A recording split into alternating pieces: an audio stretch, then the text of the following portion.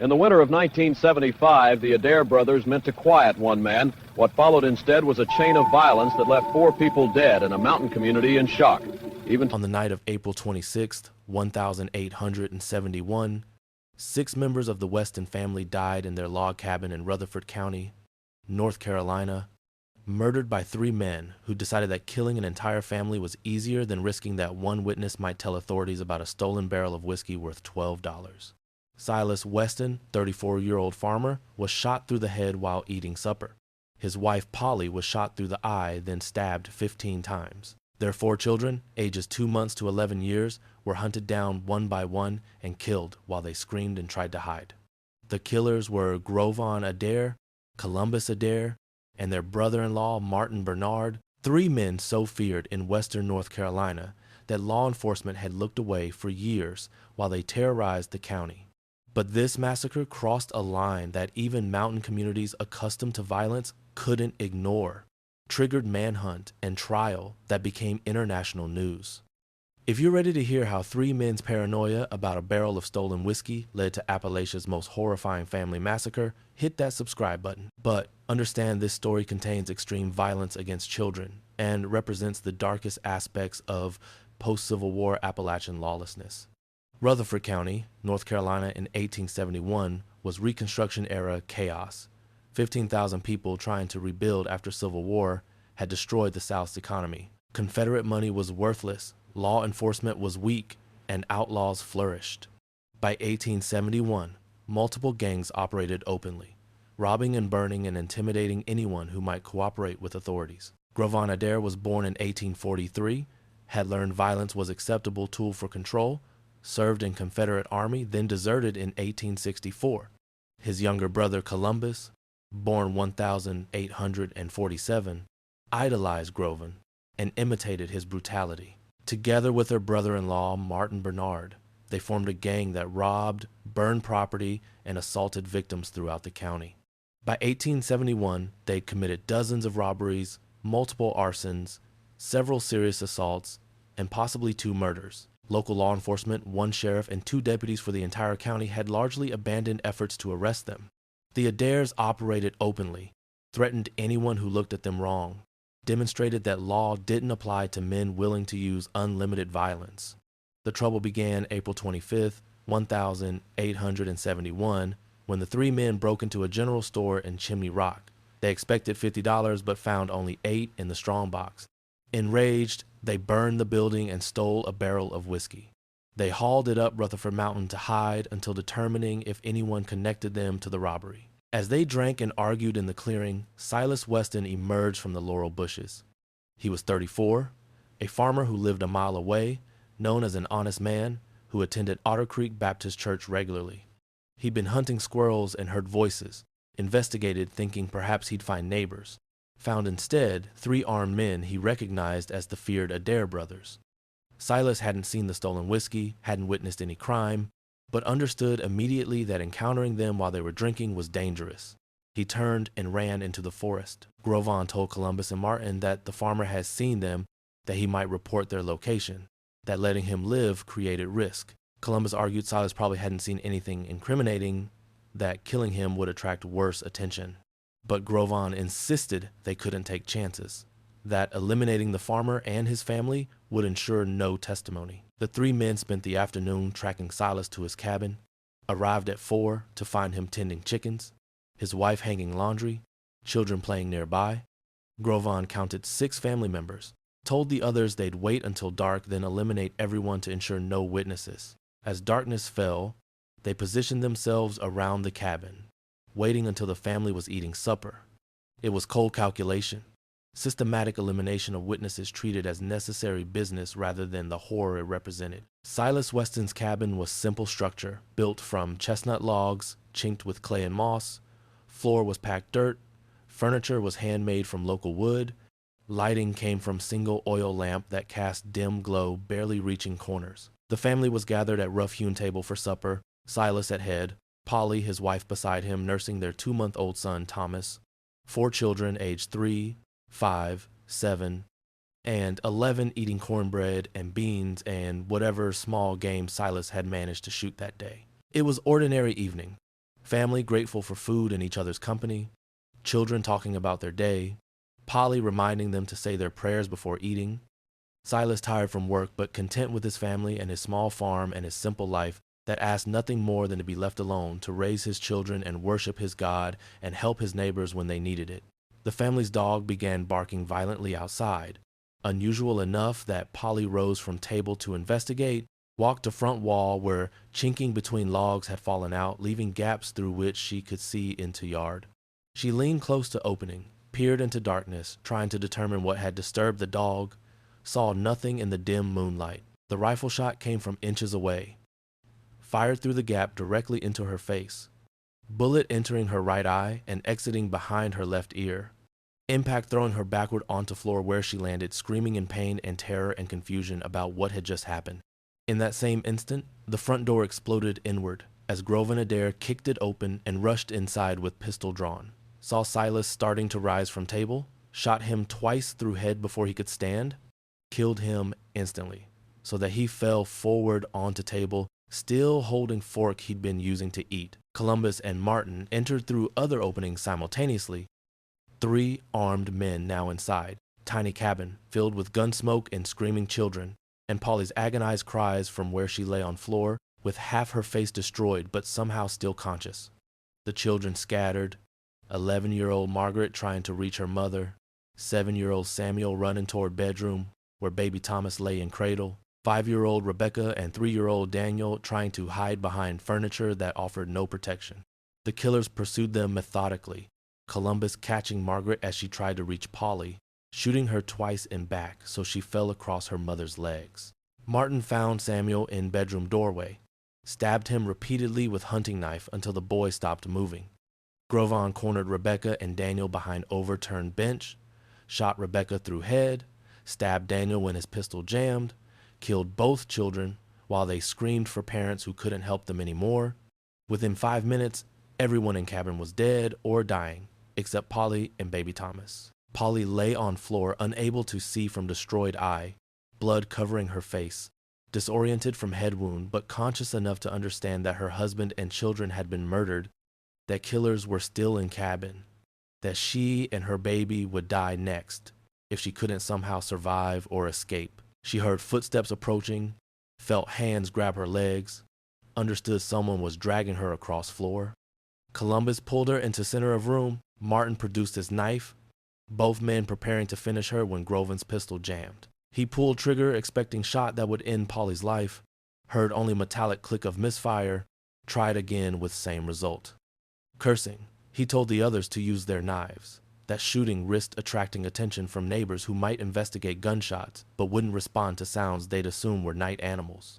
What followed was butchery that exceeded normal violence, cruelty that seemed to have no purpose except inflicting maximum suffering. Columbus and Martin stabbed Polly 15 times, targeting her throat and chest and abdomen, wounds that should have killed her within minutes but somehow didn't, despite massive blood loss. She stopped screaming after the first few stabs, body going into shock that made her silent except for gurgling sounds as blood filled her punctured lungs.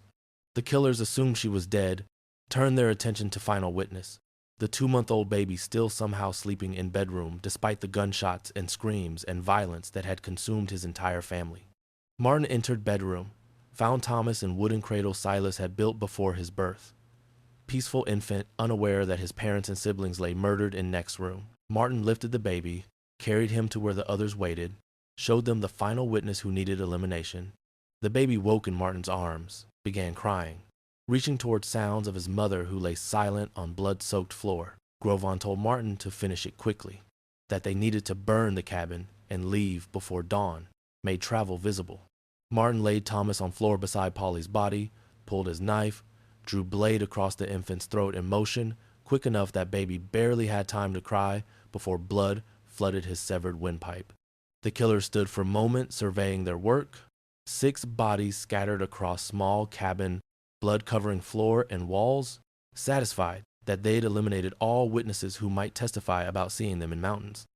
They piled bedding and clothes on top of Polly's body, threw burning pine knot from fireplace onto pile, watched flames begin spreading, then mounted their horses and rode into darkness, believing everyone was dead and fire would destroy evidence that might connect them to the massacre. But Polly Weston wasn't dead. Despite gunshot through eye, despite 15 stab wounds through vital organs, despite massive blood loss that should have killed her within minutes, she remained conscious enough to understand she was burning, rolled across floor until flames extinguished, lay in darkness, listening to fire spread through cabin's dry wood, understanding she needed to move or die from smoke and heat, even if her wounds should have killed her already. She crawled across floor, feeling for her family members, found each body hoping for signs of life, discovered they were all dead except for a gurgling sound coming from Thomas, who lay near her. The baby's throat was cut, but windpipe wasn't completely severed. He was drowning in his own blood, but still breathing, still alive despite injury that would kill him within minutes unless help arrived. Polly grabbed Thomas, crawled toward door, dragging herself and baby across floor, slippery with blood, reached outside air and collapsed in yard, perhaps 20 feet from burning cabin, passed out from shock and exhaustion and blood loss that by all medical understanding should have killed her before she completed the crawl.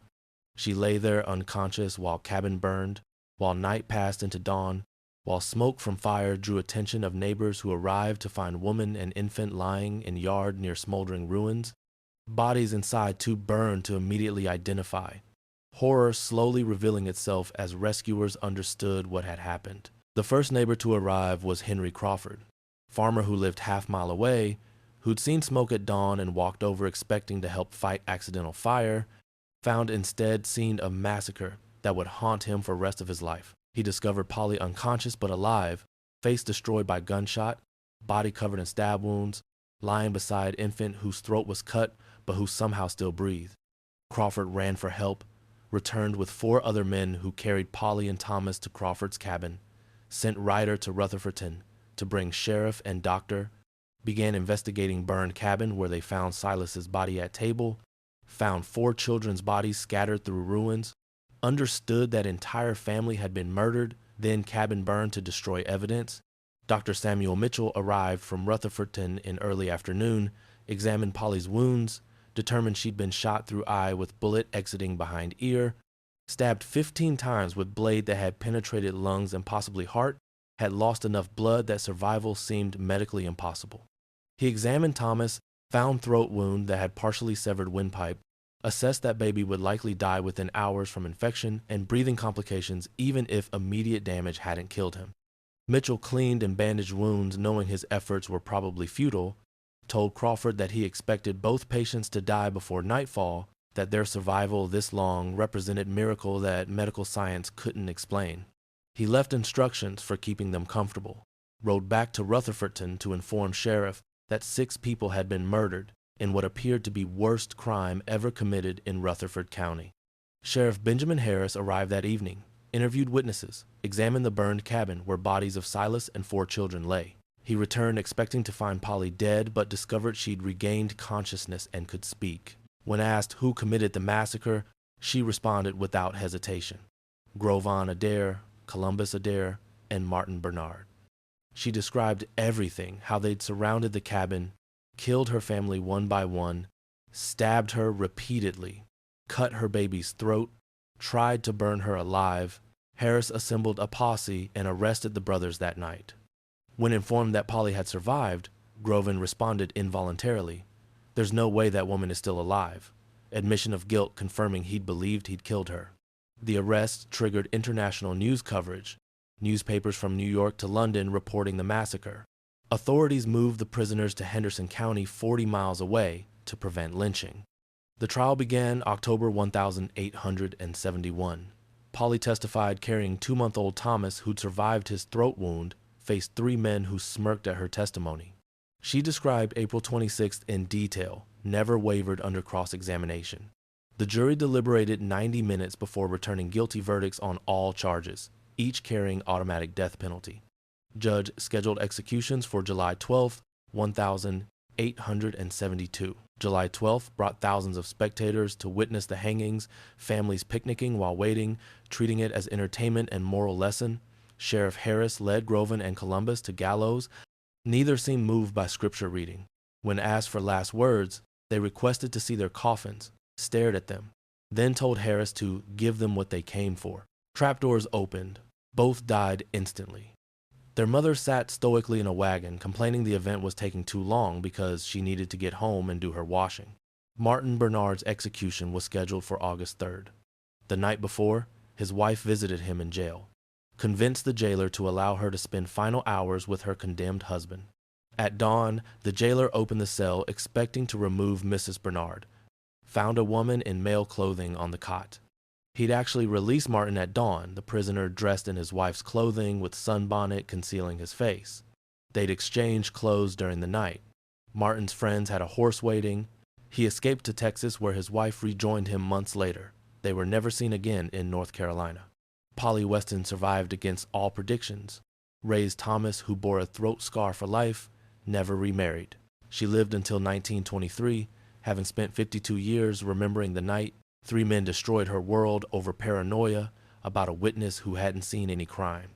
Thomas lived until 1942, died at 71 without children because throat damage made speech difficult. His death ended direct connection to the worst family massacre in Appalachian history. The massacre transformed how mountain communities viewed outlaw violence, demonstrated that even frightened populations would eventually demand justice when brutality exceeded tolerance. The Adair brothers had operated for years through intimidation, but systematic murder of entire family, including 4 children, crossed a threshold that forced communities to choose between continued submission or finding courage to support law enforcement. The deeper questions remained unanswered. How had 3 men convinced themselves that murdering 6 people, including an infant, was acceptable? What created an environment where outlaws operated openly for years before community found courage to demand justice? The case forced examination of how post-war chaos had empowered criminals, how fear had paralyzed communities, how tragedy sometimes catalyzed action that normal conditions couldn't produce. The legacy lives in Round Hill Baptist Church Cemetery, where a marker commemorates 6 people who died April 26, 1871, murdered because 3 men were paranoid about a witness who hadn't even seen the crime they wanted to hide. The marker reminds visitors that Appalachian violence wasn't always romantic feuding. Sometimes it was simple brutality, systematic murder of an innocent family by criminals who'd convinced themselves killing was easier than accepting minor risk. If this story made you think about post-war lawlessness, about how fear paralyzes communities until tragedy forces action, about human capacity for brutality when criminals believe they're immune from consequences, leave your like and share this video. Subscribe for more true stories from mountain history, where violence wasn't always heroic resistance, where sometimes it was simply evil. Systematic murder of innocent families by outlaws who'd operated so long without consequences they'd forgotten fear should restrain their actions. Comment about whether communities that tolerated Adair brothers for years bear responsibility for the massacre their inaction enabled. Because these questions aren't just historical, they're relevant wherever. Weak authority and community fear create environments where criminals operate without restraint, where tragedy finally triggers response that earlier action might have prevented, where innocent families pay the price for collective failure to confront evil before it crosses thresholds that can't be uncrossed.